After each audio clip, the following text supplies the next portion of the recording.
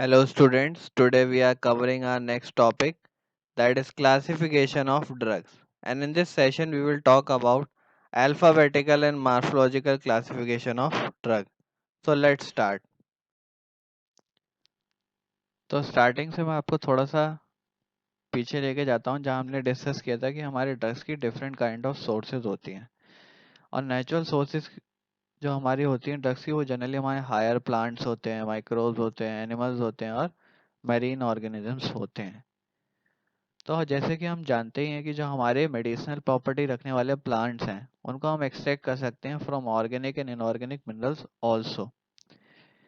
तो जनरली जब हम स्टडी करेंगे किसी इंडिविजुअल ड्रग की या पर्टिकुलर कोई स्पेसिफिक ड्रग की, तो उसके लिए हमें क्या है, एक स्पेसिफिक सिस्टम की ज़रूरत पड़ती है कि अरेंजमेंट की ज़रूरत पड़ती है जिसके थ्रू क्या है हम इजीली अपने पर्पस को फुलफिल कर पाएँ। पर्पस फुलफिल करने का मतलब हो गया जैसे कि हमें मान लीजिए कोई स्पेसिफिक ड्रग की ज़रूरत है, जैसे मान लीजिए हमें एंटी कैंसर की ड्रग्स देखनी है।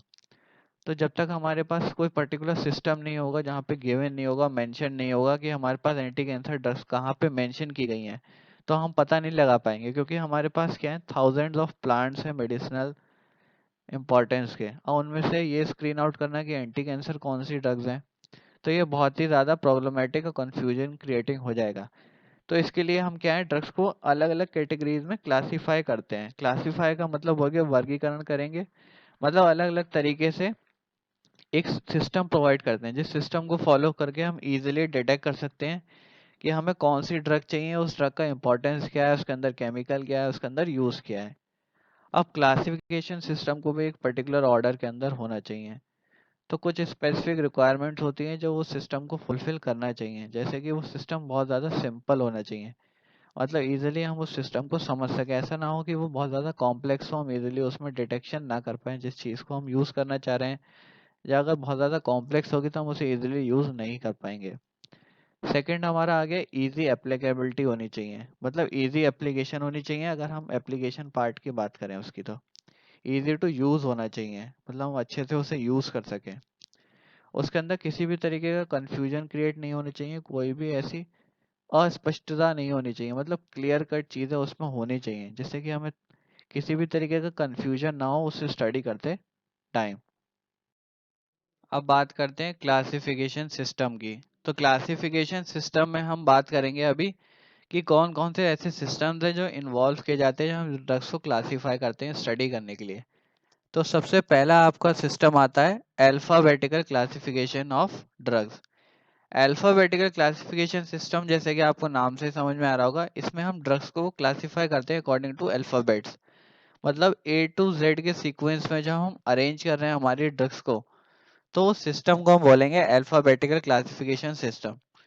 ये सिस्टम जनरली हमारा देखने को मिलता है हमारी रेफरेंसेस बुक्स में, जैसे फार्माकोपिया है, फॉर्मुलरीज है, जिसमें इजीली हम क्या है, ड्रग्स को अल्फाबेटिक के हिसाब से, उनके ऑर्डर के हिसाब से हम उनको अरेंज कर लेते हैं, जिससे इजी डिटेक्शन रहता है ड्रग्स का। जैसे कि हमें ए नाम की अल्फाबेट की ड्रग्स देखनी है तो हम ए की कैटेगरी में देख सकते हैं, just like we see the words in the dictionary.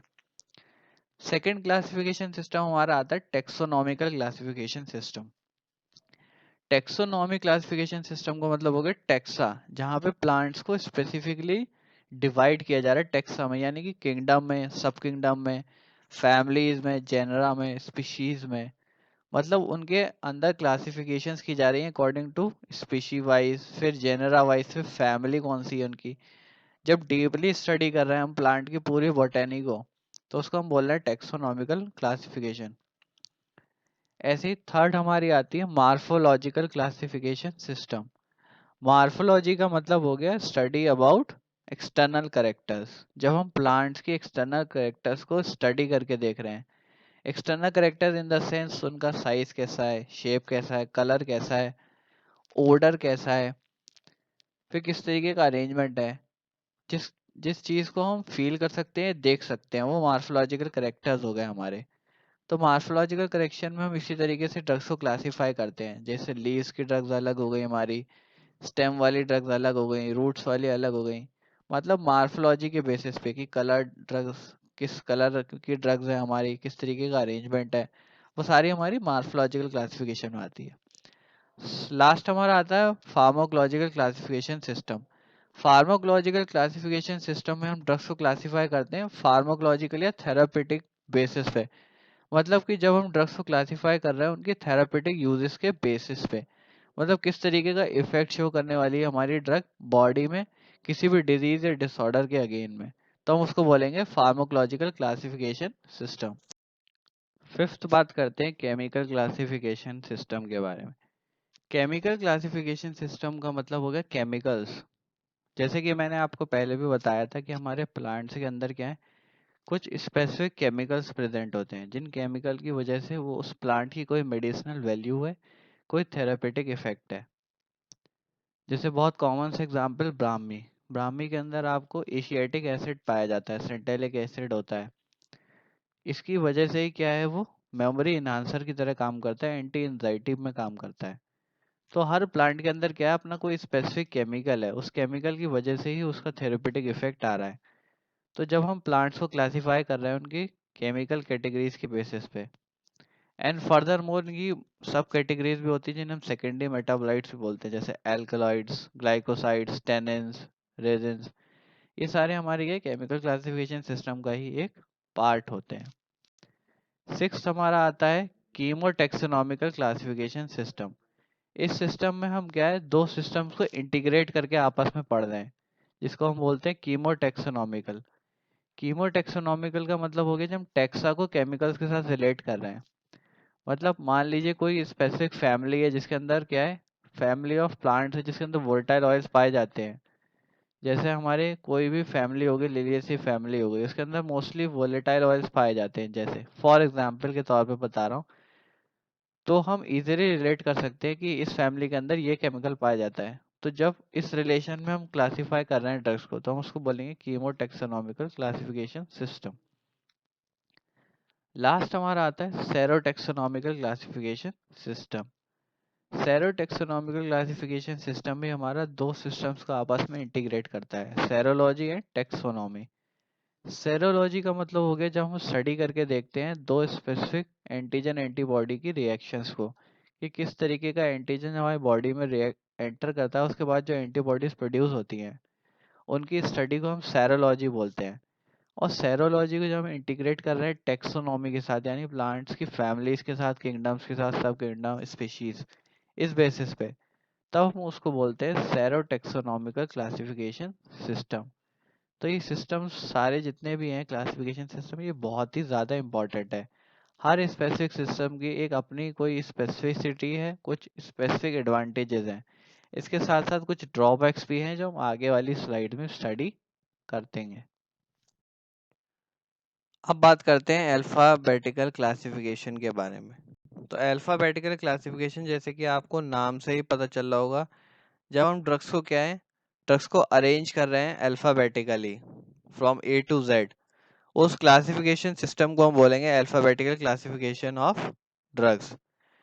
तो ये सिंपल सा हमारा सिस्टम होता है जिसमें हम क्या है, अल्फ़ाबेटिकल ऑर्डर में ड्रग्स को उनके लैटिन और इंग्लिश नेम्स के हिसाब से हम उसको अरेंज करते हैं। तो कुछ हमारी रेफरेंसेस बुक्स हैं, फार्माकोपियाज है जो इस सिस्टम को फॉलो आउट करती हैं, जैसे कि Indian pharmacopoeia, British pharmacopoeia, British herbal pharmacopoeia, USP national formulary, United States pharmacopoeia, British pharmaceutical codex, European pharmacopoeia, encyclopedia of common natural ingredients used in drugs and cosmetics। तो अब बात करें अगर यूरोपियन फार्माकोपिया की, तो वो भी हमारी ड्रग्स को क्या अरेंज करता है alphabetical order of their Latin names के हिसाब से। इसी हिसाब से यूनाइटेड स्टेट्स भी, ब्रिटिश फार्माकोपिया कोडेक्स भी अल्फाबेटिकली हमारी ड्रग्स को अरेंज करता है, जिससे कि इजीली हम उसे क्या है, यूज कर सकें इस सिस्टम को। लाइक फॉर एग्जांपल, बहुत अच्छा सा एग्जांपल है, जैसे कि बी नाम की सारी ड्रग्स हो गई एक ही लाइन में, ए नाम की सारी ड्रग्स अल्फाबेटिक, ऐसे ही A B C order follow करते हुए ड्रग्स को हम अरेंज करते हैं। अब बात करते हैं मेरिट्स और डीमेरिट्स के बारे में, मतलब कि क्या एडवांटेजेस हैं, क्या डिसएडवांटेजेस हैं अल्फाबेटिकल क्लासिफिकेशन सिस्टम की। तो सबसे पहले बात करते हैं एडवांटेजेस की, कि क्या क्या स्पेसिफिक एडवांटेजेस हैं हमारे अल्फाबेटिकल क्लासिफिकेशन सिस्टम की। सबसे पहला जो मेन और इम्पॉर्टेंट एडवांटेज है, ये सिस्टम बहुत ही ज़्यादा इजी है और क्विकली टू यूज़ है। यानी कि हम बहुत इजीली इसको क्या है यूज कर सकते हैं, और बहुत इजीली हम लोकेट आउट कर सकते हैं हमारी ड्रग्स को। सेकंड हमारा आ गया no entries appear repeatably thus avoiding confusion. मतलब किसी भी तरीके का रिपीटिशन नहीं होता है, क्योंकि ए नाम की जितनी ड्रग्स हैं वो ए कैटेगरी में ही होंगी, और बी नाम की जितनी ड्रग्स हैं वो बी कैटेगरी में होंगी। तो किसी भी तरीके का रिपीटिशन नहीं होता किसी भी ड्रग का, जिसकी वजह से कोई भी कंफ्यूजन क्रिएट होने के चांसेस जीरो हो जाते हैं हमारे। थर्ड हमारा आ गया location tracing and adding drug entries can be done easily. अगर हमें कोई ड्रग लोकेट करनी है तो हम इजीली उसके स्पेलिंग के हिसाब से उसे लोकेट कर सकते हैं, ट्रेस कर सकते हैं। अगर हमें कोई ड्रग को एंट्री भी करनी है तो हम उसके नेम के हिसाब से उसके अल्फ़ाबेट में उसको इजीली अरेंज कर सकते हैं। तो ये बहुत ज़्यादा इंपॉर्टेंट एडवांटेजेस हैं इस सिस्टम्स की। अब डीमेरिट की बात करते हैं। तो जो हमारा अल्फ़ाबेटिकल क्लासिफिकेशन सिस्टम है इसके अंदर कोई भी रिलेशन आपको नहीं दिखता है प्रीवियस और सक्सेसिव ड्रग एंट्रीज में। मतलब समझ लीजिए जैसे आपकी कोई ए नाम की दो ड्रग्स हैं आपकी, जैसे एज़ाफोर्टिडा है या एलॉय है। तो ये जो ए नाम की ड्रग्स हैं इनका आपस में कोई भी तरीके का रिलेशन आप फाइंड आउट नहीं कर सकते सिस्टम में। मतलब क्योंकि ये सिस्टम कोई भी रिलेशन डिपिक्ट नहीं करता है, ना पहले वाली ड्रग में ना उससे आगे वाली ड्रग में। मतलब किसी भी तरीके का no relationship between previous and successive drug entries is seen in this system. तो ये कुछ स्पेसिफिक एडवांटेजेस हैं, कुछ डिसएडवांटेजेस हैं इस स्पेसिफिक सिस्टम की। सेकंड और लास्ट सिस्टम इस सेशन का हमारा मार्फोलॉजिकल क्लासिफिकेशन। तो इस सिस्टम में हम ड्रग्स को अरेंज करते हैं उनके मार्फोलॉजिकल या एक्सटर्नल कैरेक्टर्स के हिसाब से, यानी कि जो स्ट्रक्चर्स को हम देख सकते हैं महसूस कर सकते हैं, यानी कि size, shape, colour, odour, taste, ये सारे हमारे मार्फोलॉजिकल कैरेक्टर्स होते हैं जो जनरली हम स्टडी करेंगे इस मार्फोलॉजिकल क्लासिफिकेशन ऑफ ड्रग्स में। तो इसमें हम ड्रग्स को क्लासिफाई करते हैं ऑर्गेनाइज्ड ड्रग्स और अनऑर्गेनाइज्ड ड्रग्स के बेसिस पे। तो हमने पीछे भी डिटेल में डिस्कस किया था ऑर्गेनाइज्ड ड्रग्स और अनऑर्गेनाइज्ड ड्रग्स के बारे में। तो ऑर्गेनाइज्ड ड्रग्स हमारी वही ड्रग्स थी जो डायरेक्टली हम ऑब्टेन कर रहे थे प्लांट के पार्ट से। स्पेसिफिक सेल्यूलर स्ट्रक्चर होता था जिसमें, जैसे कि फॉर एग्जांपल बार्क्स में जैसे cinchona bark, cinnamon bark, leaves में हो गई हमारा senna leaf, digitalis leaf, fruits में कार्डेमम हो गया, फेनल हो गया। ऐसे ही अनऑर्गेनाइज्ड ड्रग्स हमारे क्या थे, वो सारे प्रिपेयर्ड फॉर्म्स से या वो सारे प्रोडक्ट्स से हमारे प्लांट्स या एनिमल्स के जो हम ऑब्टेन कर रहे थे डिफरेंट प्रोसेसेस थ्रू, जैसे incision, drawing, solvent extraction.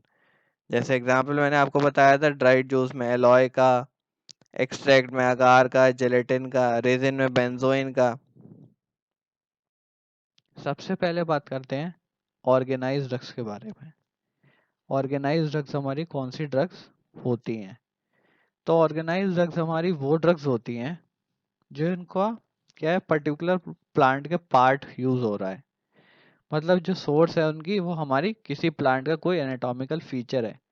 Anatomical feature का मतलब हो गया जैसे कि हमारी ह्यूमन बॉडी का स्केलेटन है, उसमें ईयर्स हैं, नोज हैं, हैंड्स हैं, लिम्स हैं। ये हमारे एनाटॉमिकल फीचर्स हैं। प्लांट्स के केस में बात करें तो उनके roots, flowers, fruits, seeds, rhizomes, ये सारे उसके क्या हैं ऑर्गेनाइज्ड ड्रग्स के फॉर्म्स हैं। तो हमारी ऑर्गेनाइज्ड ड्रग्स कौन सी ड्रग्स हो गई? वो सारी ड्रग्स जो हमारी क्या है ऑब्टेन्ड हो रही है डायरेक्टली फ्रॉम द सोर्स, यानी हम प्लांट से डायरेक्टली उन्हें ऑब्टेन कर ले रहे हैं। प्लांट के किसी पार्ट को डायरेक्टली हम जब मेडिसिन के तौर पे यूज कर ले रहे हैं तो उसको हम बोल रहे हैं ऑर्गेनाइज्ड ड्रग्स। अब ये सारी जो क्रूड ड्रग्स हैं वो सारी सारी हमारी क्या है ऑब्टेन होती हैं प्लांट सोर्सेज से, इसलिए इसको बोलते हैं ऑर्गेनाइज्ड ड्रग्स। और इनके अंदर जो मार्फोलॉजिकल करेक्टर्स हैं वो प्लांट के पार्ट्स हैं या एंटायरली पूरा प्लांट हम यूज कर ले रहे हैं जब हम ऑर्गेनाइज्ड ड्रग्स की बात कर रहे हैं तब। जैसे बहुत कॉमन से एग्जांपल मैं आपको बताता हूँ सिनकोना बार्क के बारे में। तो सिनकोना बार्क एक ऐसी हमारी ड्रग है जो एंटी मलेरियल एजेंट की तरह यूज की जाती है। इसी तरीके से आपने सिन्ना का नाम सुना होगा, सिन्ना की लीव्स यूज की जाती हैं कॉन्स्टिपेशन को रिमूव करने के लिए। फिर ऐसे ही हमारी नक्स वोमिका के सीड्स यूज होते हैं, डिजिटालिस की लीव्स यूज की जाती हैं जो कार्डियोटोनिक का काम करती हैं, कार्डियक कॉन्ट्रैक्टिलिटी को इन्हांस करती हैं, रूट्स यूज की जाती हैं। अब जनरली जब हम बात करते हैं तो क्रूड ड्रग्स हमारी क्या है, क्रूड ड्रग्स हमारी वो ड्रग्स हो गई जो हमारी क्या है एनाटॉमिकली स्टडी की जा रही है। और इन ड्रग्स को हम डायरेक्टली क्या मेडिसिन के तौर पे यूज़ कर सकते हैं, या तो इन्हें मॉडिफाई करके या इनके एक्टिव इंग्रेडिएंट को एक्सट्रैक्ट आउट करके। जैसे कि बहुत कॉमन से एग्जांपल आप समझ लीजिए, हर्बल टीज हैं, एक्सट्रैक्ट्स हैं, टिंक्चर्स हैं, ये सारे भी हमारे इसी के फॉर्म्स हैं। तो क्रूड ड्रग को हम फर्दर प्रोसेस करके उनमें से आइसोलेशन कर सकते हैं, उनका प्यूरिफिकेशन करके उसमें से उसका एक्टिव थेरेपेटिक एजेंट को निकाल के उसे अपने पर्टिकुलर थेरेपेटिक एक्शन के लिए यूज कर सकते हैं। अब बात करते हैं अनऑर्गेनाइज्ड ड्रग्स के बारे में। तो अनऑर्गेनाइज्ड ड्रग्स हमारी वो ड्रग्स होती हैं जिनमें क्या है, मार्फोलॉजिकल एनाटॉमिकल ऑर्गेनाइजेशन नहीं पाई जाती है। ऐसी ड्रग्स को हम बोलते हैं अनऑर्गेनाइज्ड ड्रग्स, यानी कि ये ऑब्टेन डायरेक्टली नहीं हो रही हैं हमारी सोर्सेज से। जैसे वहाँ पे हम रूट्स लीव्स को डायरेक्टली ऑब्टेन कर ले रहे थे ऑर्गेनाइज्ड ड्रग्स के केसेस में, लेकिन यहाँ पे क्या है, हम ड्रग्स को ऑब्टेन तो कर रहे हैं लेकिन उनके अंदर क्या है, मार्फोलॉजिकल एनाटॉमिकल फीचर्स नहीं है। यानी कि these drugs are directly marketed and where they are still obtain from plants animals and minerals. मतलब क्या है, इन ड्रग्स के अंदर सेलुलर स्ट्रक्चर प्रेजेंट नहीं होगा। जहाँ से कि हमने ऑर्गेनाइज ड्रग में बात की थी वहाँ पे सेलुलर स्ट्रक्चर प्रेजेंट था। तो यहाँ पे हम माइक्रोस्कोपिकली स्टडी नहीं कर सकते हमारी अनऑर्गेनाइज ड्रग्स के केसेस में। जैसे मैं आपको एग्जांपल से बताता हूँ, ज़्यादा क्लियर होगा। जैसे बहुत कॉमन सा एग्जांपल है हमारा एलोवेरा जूस। ये हमारा ड्राइड जूस हो गया। अब जूस का सोर्स क्या है हमारा, एलोवेरा का प्लांट, ठीक है। लेकिन वो कब ऑब्टेन होता है, जब हम उसकी लीव्स को कट डाउन करते हैं तो उसमें से निकालते हैं। तो ये हमारा अनऑर्गेनाइज्ड ड्रग का एक फॉर्म है। तो ऐसे ही हमारा ओपीएम होता है। ओपीएम के हम लेटेक्स में कट लगा के उसमें से एक्सट्रैक्ट आउट कर लेते हैं उसको। ऐसे ही हमारे और प्रोडक्ट्स हो गए जैसे essential oils, figs oils, fats, waxes, ये सारे हमारी क्या हैं, अनऑर्गेनाइज्ड ड्रग्स हैं। फिर इसमें कुछ हमारे मिसलेनियस मिनरल प्रोडक्ट्स भी आते हैं जैसे शिलाजीत, जो हमारा अनऑर्गेनाइज्ड ड्रग का ही एक फॉर्म है जो हमारी मिनरल सोर्सेज में आ गया। फिर ये जो जनरली जो हमारे प्रोडक्ट्स होते हैं जो अनऑर्गेनाइज्ड ड्रग्स की कैटेगरी में होते हैं, वो सॉलिड होंगे, सेमी सॉलिड होंगे, लिक्विड, और जो उनकी फिजिकल केमिकल एनालिटिकल स्टैंडर्ड्स हैं वो टेस्ट की जाती हैं for their quality and purity. अब इनको अलग अलग कैटेगरीज में डिवाइड किया जाता है। जैसे सबसे पहला है आपका ड्राइड लेटेक्स। तो लेटेक्स में क्या है, लेटेक्स एक हमारे प्लांट में जब हम इंसिजन लगाते हैं, कट लगाते हैं, तो वहां से जो गमी एक्सीट्यूएट निकलता है उसको हम बोलते हैं लेटेक्स का, मतलब उसके बार्क वाला पार्ट में जहाँ कट लगा रहे हैं। और इसकी जो कंसिस्टेंसी होती है वो जनरली इमल्शन या सस्पेंशन की फॉर्म में होगी। मतलब एक कंटिन्यूस फेज होगा जिसमें क्या है, एक्वस सोल्यूशन होगा जिसके अंदर mineral salts, proteins, sugars, tannins, alkaloid, ये सारे प्रेजेंट होंगे। वहीं अगर सस्पेंडेड फेज की बात करें तो उसके अंदर हमारे oil droplets, resins, gums, proteins, ये सारे प्रेजेंट होते हैं। तो ड्राइड लेटेक्स जनरली हमारे एक तरीके का टर्बिड फ्लूइड है जो जनरली वाइट इन कलर होगा। जब हम ओपीएम की बात करें, अफीम के पेड़ की बात करें, जिसका सोर्स होता है पेपेवर सोमनीफेरम, इसके लेटेक्स को यूज किया जाता है। फिर सेकंड हमारे आते हैं ड्राइड जूसेस। ड्राइड जूसेस होगा, it can be obtained from fleshy leaves और ट्री स्टेम्स। इसमें भी हम इंसिजन लगाते हैं प्लांट के अंदर in order to collect juice जो हमारा ऑब्टेन होता है जब हम स्टेम या लीव्स पे कट डाउन कर रहे हैं। तो इसको हम बोलेंगे ड्राइड जूस। फिर हमारे आते हैं ड्राइड एक्सट्रैक्ट्स। एक्सट्रैक्ट्स होते हैं हमारे निचोड़, जिन्हें हम बोलते हैं हिंदी में। तो फार्माकोग्नोलॉजिकल कोग्नोस्टिक एक्सट्रैक्ट्स की बात करें तो ये हमारे प्लांट के पार्ट्स के एक्सट्रैक्ट हो गए, निचोड़ हो गए। जब इनको हम कंसंट्रेट करते हैं, जैसे कि हम लोग काढ़ा बनाते हैं, जैसे मान लीजिए हमने कुछ टी लीव्स ले ली या जिंजर ले लिया, उसको हमने वाटर में बॉइल्ड आउट किया और उस वाटर को वन थर्ड कर लिया, मतलब उसका सारा जितना भी कॉन्स्टिट्यूएंट्स थे वो सारे वाटर के अंदर आ गए, कंसंट्रेट हो गए।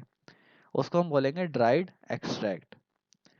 जैसे और एग्जांपल्स आपको होगा अगार, सोडियम एल्जिनेट, कटाचू। फिर हमारे आते हैं गम्स एंड म्यूसिलेजेस।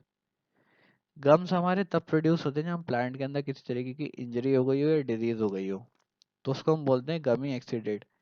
जैसे किसी प्लांट के पार्ट में इंजरी हो जाती है तो हल्का सा जो अंदर के टिश्यूज है उसमें से लीकिंग होने लगती है। जैसे आपने प्लांट्स के ऊपर देखा हुआ होगा कुछ गमी एक्सीडेंट चिपका रहता है, उसे हम गम बोलते हैं, जो प्रोड्यूस होता है हमारे आउटसाइड द प्लांट सेल।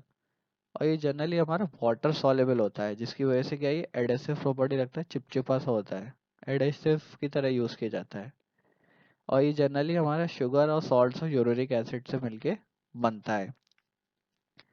जब हम बात करते हैं गम, अकेशिया और टगरकंद गम की, वो सारे हमारे एग्जाम्पल्स हो गए गम के। ऐसे ही हमारे म्यूसिलेजेस, म्यूसिलेजेस हमारे क्या होते हैं, हिंदी में अगर कहें तो उसको हम सिमिलर ही कह सकते हैं हमारे गम की तरह। ये भी हमारे नॉर्मल प्रोडक्ट्स हैं प्लांट ग्रोथ के, और ये हमारे लेकिन प्लांट के सेल्स के अंदर प्रोड्यूस होते हैं, वाटर में इंसॉल्युबल होते हैं, एक स्लाइमी सोल्यूशन बनाते हैं वाटर के साथ में। और जनरली ये प्रेजेंट होते हैं इनके अंदर एस्टर्स और सल्फ्यूरिक एसिड। एग्जाम्पल्स की बात करें तो एग्जाम्पल में आपके आ गए अगार, सेन्ना, इसबगोल, ये सारे आपके म्यूसिलेजेस में आ गए। अब रेजिन्स की बात करते हैं। रेजिन्स हमारे क्या है, रेजिन्स हो गए हमारे एक्सीडेशंस, जो हमारे जनरली नेचुरल या आर्टिफिशियली इंड्यूस्ड होते हैं, और ये जनरली सॉलिड या सेमी सॉलिड इन नेचर होते हैं। ये भी ऑब्टेन किए जाते हैं प्लांट से या एनिमल्स से या इंसेक्ट से जो हमारे प्लांट से फीड करते हैं। इनके करेक्टरिस्टिक्स की बात करें तो जनरली वाटर में इनसॉल्युबल होंगे, लेकिन अल्कोहल और ईथर में सॉल्युबल होते हैं, और नॉन क्रिस्टलाइजेबल इन नेचर होते हैं। अब हीटिंग पे क्या है, रेजिन्स हमारे सॉफ्ट हो जाते हैं, मेल्ट डाउन हो जाते हैं, स्टिकी और एडेसिव फ्लूइड बना लेते हैं विदाउट एनी वोलेटाइलेशन और डिकम्पोजिशन। उड़ते नहीं है जल्दी या डिकम्पोज नहीं होते हैं। उनकी स्पेसिफिक ग्रेविटी जनरली 0.9 टू 1.25 देखने को मिलती है। इससे इसकी भी कैटेगरीज होती है, जैसे ओलियो रेजिन, गम रेजिन, ओलियो गम रेजिन, ग्लाइको रेजिन, बाल्सम। तो ओलियो रेजिन जनरली हमारे क्या है, ओलियो रेजिन होते हैं हमारे naturally occurring mixtures of volatile oil and resins. जब ऑयल्स और रेजिन्स के मिक्सचर की बात करेंगे तो उसे ओलियो रेजिन बोलते हैं। ये जनरली लिक्विड या सेमी सॉलिड होते हैं, डिपेंड करता है कितना अमाउंट ऑफ ऑयल प्रेजेंट है हमारे पर्टिकुलर रेजिन के अंदर। जैसे एग्जांपल होगा आपका टर्पेंटाइन, कनाडा बाल्सम एक्सेट्रा। फिर हमारे गम रेजिन्स होते हैं, ये भी हमारे नेचुरली अकरिंग मिक्सचर्स होते हैं गम्स और रेजिन्स के, और ये जनरली एक्सुडेट्स होते हैं हमारे प्लांट्स के, लाइक फॉर एग्जांपल मिर्च। फिर ओलियो गम रेजिन हो गए, ओलियो गम रेजिन हमारे मिक्सचर्स हो गए वोलेटाइल ऑयल और गम्स के, लाइक फॉर एग्जांपल एजाफोर्डिडा। फिर ग्लाइको रेजिन हो गए हमारे, ग्लाइको रेजिन हमारे ग्लाइकोसिडल लिंक्स हो गए, जो कंबाइन किए जाते हैं शुगर के साथ। An example is resin form glyco resin found in ipomoea, jalap और पोर्डोफाइलम। फिर लास्ट हमारे होते हैं बाल्सम्स। बाल्सम ही हमारे रेजिनेस सब्सटेंसेस हैं जिनके अंदर क्या है, एरोमेटिक बाल्समिक एसिड प्रेजेंट होगा along with volatile oils। अब बात करते हैं इस सिस्टम के मेरिट और डीमेरिट के बारे में। सबसे पहले बात करते हैं मेरिट्स के बारे में। तो सबसे पहली लाइन है आपकी, identification and detection of adulteration using this system is not very difficult. मतलब हम इजीली आइडेंटिफाई और डिटेक्ट कर सकते हैं कि हमारी ड्रग के अंदर किसी की तरीके की मिलावट की गई है या नहीं, इस सिस्टम के बेसिस पे, क्योंकि मार्फोलॉजिकल करेक्टर्स हमें इजीली बता सकते हैं कि हमारी ओरिजिनल ड्रग किस कलर की होती है, किस ऑर्डर की होती है, किस साइज और शेप कलर की होती है। तो हम इजीली इस सिस्टम की मदद से ये पता लगा सकते हैं कि हमारी ड्रग के साथ कोई छेड़खानी तो नहीं गई, मतलब किसी तरीके का एडल्टेरेंट तो उसके अंदर नहीं मिलाया गया है, कोई मिलावट तो नहीं की गई उसके अंदर। सेकेंड हमारा आ गया, practical study by this classification system is more convenient in cases where chemical nature of the drug is unknown. अब हम इस सिस्टम को यूज करके प्रैक्टिकली स्टडी कर सकते हैं हमारी स्पेसिफिक ड्रग्स के बारे में, क्योंकि यहाँ पे हमें क्या कैटेगरी वाइज ड्रग्स को डिवाइड किया गया है। मतलब जैसे कि मैंने बताया आपको, ऑर्गेनाइज ड्रग्स में प्लांट्स के पार्ट्स हैं, फिर उन पार्ट से ऑब्टेन होने वाली ड्रग्स को क्लासिफाई किया गया है। ऐसी अनऑर्गेनाइज ड्रग में प्लांट के प्रोडक्ट्स हैं, फिर उनको स्पेसिफाई किया गया है। तो इसको हम इजीली यूज कर सकते हैं फॉर प्रैक्टिकल स्टडी, जब हमें केमिकल नेचर नहीं पता है किसी भी स्पेसिफिक ड्रग का। अब बात करते हैं डीमेरिट्स की। सबसे पहला जो मेन डीमेरिट है सिस्टम को, वो ये तो केमिकल कॉन्स्टिट्यूएंट है, उनका कोई भी कोरिलेशन नहीं होता हमारे थेरापेटिक एक्शन के साथ। तो यहाँ पे ये बहुत बड़ा डिसएडवांटेज है कि किसी भी तरीके का कोरिलेशन नहीं है किसी भी केमिकल कॉन्स्टिट्यूएंट का उसके केमिकल यानी इस थेरापेटिक इफेक्ट के साथ। सेकंड हमारा ये है, रेपिटेशन ऑफ ड्रग और प्लांट्स में अपीयर। अब यहाँ पे हमें रिपीटिशन देखने को मिल जाती है, क्योंकि हो सकता है एक प्लांट को के कई सारे पार्ट्स हमारे मेडिसिनल वैल्यू के हों, या कुछ हो सकता है किसी पार्ट का, किसी प्लांट का कोई स्पेसिफिक पार्ट ही यूज हो रहा हो, बार्क, लीव, या हो सकता है कोई प्लांट का पूरा प्लांट ही यूज हो रहा हो, जिसकी वजह से क्या है हमें ड्रग्स के अंदर रिपीटिशन देखने को मिल जाती है जब हम मार्फोलॉजिकल क्लासिफिकेशन सिस्टम को स्टडी करते हैं।